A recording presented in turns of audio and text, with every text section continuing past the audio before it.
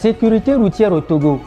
Dans les locaux du ministère de la Sécurité et de la Protection civile, le directeur général de la police nationale, le commissaire divisionnaire Akatao Babarim, a réceptionné un lot de podiums et de kiosques le 11 septembre dernier. Destinés aux policiers chargés de réguler la circulation routière, ces kiosques et podiums peints aux couleurs de la police nationale vont permettre aux agents de se retirer pour prendre un appel ou encore de déguster un repas durant leurs heures de service sur le terrain.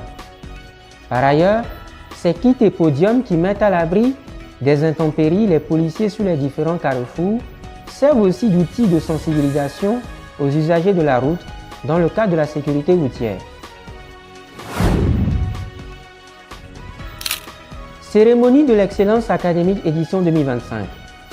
Ils sont en tout 222 lauréats des examens du certificat d'études du premier degré, CEPD, du brevet d'études du premier cycle, BEPC, du probatoire et du bac, session 2024-2025. Le 10 septembre dernier à Lomé, l'exécutif togolais a récompensé ses meilleurs élèves issus de toutes les 5 régions administratives et économiques du pays avec une myriade de cadeaux à savoir kits scolaires, primes financières, ordinateurs portables pour les nouveaux bacheliers. Pour cette édition 2025, un prix spécial du président du conseil Fornia Simbe, destiné aux filles les plus méritantes, un lot d'ordinateurs de dernière génération. Lancement de la campagne nationale de distribution des kits scolaires aux jeunes filles. Plus de 100 000 élèves de sexe féminin provenant de 800 localités réparties dans 64 cantons sur toute l'étendue du territoire national vont bénéficier d'un kit scolaire au cours d'une campagne nationale de distribution.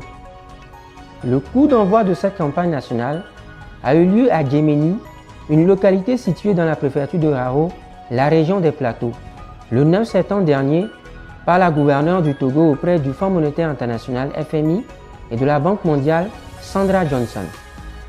Chiffrée à 603 millions de francs CFA environ, cette initiative s'inscrit dans le cadre du projet d'autonomisation des femmes et de dividendes démographiques au Sahel, financé par la Banque mondiale et appuyé par le Fonds des Nations Unies pour la population. Nouvelle réforme dans l'enseignement primaire. Après la généralisation des cours d'anglais dans l'enseignement primaire, place à l'encadrement dans les classes de cours moyen première année, CM1, et de cours moyen deuxième année, CM2.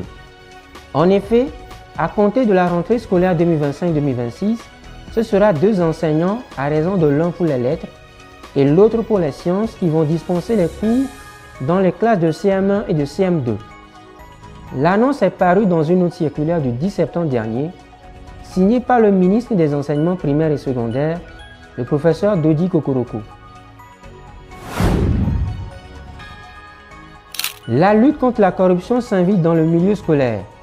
La Haute Autorité de prévention et de lutte contre la corruption, HAPLUSIA, ont formé les enseignants du cursus secondaire et technique du 9 au 11 septembre dernier à Lomé. Cette formation intervient dans l'optique de l'intégration de la lutte contre la corruption dans les manuels d'enseignement. Au cours de l'année académique 2025-2026, qui s'annonce bientôt, des écoles pilotes à Lomé et à Kara vont entamer la dispense de cours particuliers sur la lutte contre la corruption. Ces cours vont être intégrés aux matières telles que l'histoire-géographie, l'éducation civique et morale ECM ou encore élaborés comme des modules autonomes dans les universités. Nouvelle levée des fonds sur le marché financier de l'UEMOA. La pause aura duré 2 mois. Le 11 septembre dernier, l'État togolais a clôturé une nouvelle opération sur le marché des titres publics de l'Union économique et monétaire de l'Afrique de l'Ouest UEMOA. Par l'intermédiaire des bons assimilables du Trésor, BAT, Lomé a levé la somme de 33 milliards sur les 30 milliards de francs CFA escomptés. Forum économique entre New Delhi et Lomé.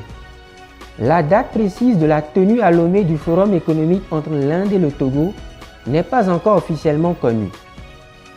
Cependant, les préparatifs en amont se poursuivent avec les échanges entre le tout nouvel ambassadeur de l'Inde au Togo, Shri Sayed Fahmy, et le président de la Chambre du commerce et d'industrie du Togo, Kwasi Simenou.